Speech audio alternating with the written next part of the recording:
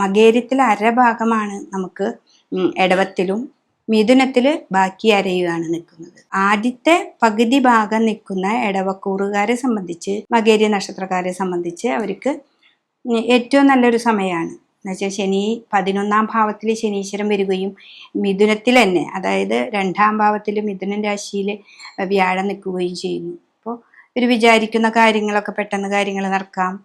പുറത്തേക്ക് പോകേണ്ട കാര്യങ്ങളായാലും മുന്നോട്ട് പോകാം. വീട്ടിലാണെങ്കിലും എല്ലാ കാര്യങ്ങൾക്കും നമുക്കൊരു നല്ലത് ആയിട്ട് വരുന്നുണ്ട്. അപ്പോൾ അതനുസരിച്ച് നമുക്ക് നമ്മുടെ പ്രവർത്തന മേഖല ഇത്തിരി കൂടി ഉഷാറാക്കാം. നമുക്ക് കർമ്മത്തിൽ ഒരു തടസ്സങ്ങളില്ലാതെ മുന്നോട്ട് പോകണം. രാഹു കർമ്മത്തിലേക്ക് വരുന്നുണ്ട്. അപ്പോൾ നമ്മുടെ അലസത മൂലം നമുക്ക് എന്തെങ്കിലും വരാനായിട്ട് സാധ്യതയുണ്ട്. അപ്പം അതില്ലാതെ പോവുക, രോഗങ്ങളില്ലാതെ വരുത്തുക, രോഗങ്ങൾ ഇല്ലാതെ നന്നായിട്ട് നോക്കുക. നമ്മുടെ അലസതയും മറ്റുള്ള ഭാവങ്ങളൊക്കെ നമ്മളൊന്ന് മാറ്റിയിട്ട് മുന്നിലേക്ക് പോവുക.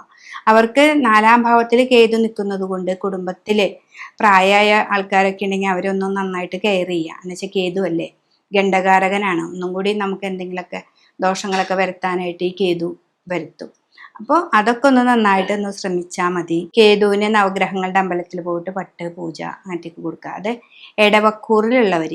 ഇനി മകേര്യത്തിലെ മറ്റേ ഭാഗം, പകുതി ഭാഗം വരുന്നത് മിഥുനക്കൂറിലാണ്. അപ്പോൾ മിഥുനക്കൂറുകാരെ സംബന്ധിച്ച് ശനീശ്വരൻ നിൽക്കുന്ന ഭാവം തന്നെ 10ാം ഭാവമാണ്.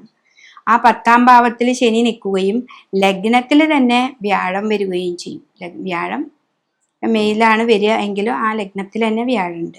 അപ്പോൾ കർമ്മത്തിൽ ശനി നിൽക്കുമ്പോൾ എന്താ വെച്ചിട്ടുണ്ടെങ്കിൽ കർമ്മത്തെ വളരെയധികം ശ്രദ്ധിക്കണം. പിന്നെ കണ്ടകശനി എന്ന് പറയും. 10ാം ഭാവത്തിൽ ശനി വന്നാൽ കണ്ടകനായി മാറും. അപ്പോൾ ആ കണ്ടകശനിയുടെ കാലഘട്ടമാണെന്ന് മനസ്സിലാക്കി നമ്മൾ ജോലിയിൽ വളരെ ആത്മാർത്ഥമായിട്ട് പെരുമാറുക. എന്ത് കാര്യം ഇന്ന് ചെയ്യണം എന്ന് വിചാരിച്ച് അന്ന് തന്നെ ചെയ്ത് തീർക്കണം. ശിവന്റെ അമ്പലത്തിൽ നന്നായിട്ട് പ്രാർത്ഥിക്കണം. പിന്നെ മിഥുനൻ രാശി ആയതുകൊണ്ട് നമുക്ക് ഗണപതിയെ നന്നായിട്ട് ആരാധിക്കുക. പിന്നെ ഹനുമാനെ നമുക്ക് വെറ്റിലമാല സമർപ്പിക്കുക. ഇതൊക്കെ മാസത്തിൽ ഒരു പ്രാവശ്യം വെച്ച് ചെയ്താൽ മതി. ഒരു മാസത്തിൽ നിങ്ങളുടെ പക്കപ്പിറന്നാളിനോ മറ്റോ കാര്യങ്ങൾക്കൊക്കെ നിങ്ങളിത് ചെയ്യുക. ഒരു 6 മാസം നമ്മൾ കൃത്യമായിട്ട് ക്ഷേത്രത്തിലൊക്കെ പോവുക, കൃത്യമായി കാര്യങ്ങളൊക്കെ ചെയ്യുക.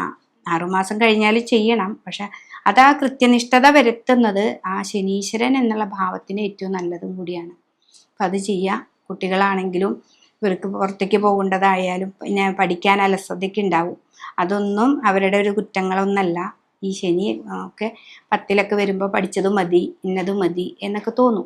നമ്മളവരെ നല്ലപോലെ പറഞ്ഞ് മനസ്സിലാക്കി ക്ഷേത്ര ദർശനമൊക്കെ കൊടുത്ത് അവരെ മുന്നിലേക്ക് കൊണ്ടുപോകേണ്ടത് നമ്മൾ അച്ഛനമ്മമാരും ചെയ്യാം.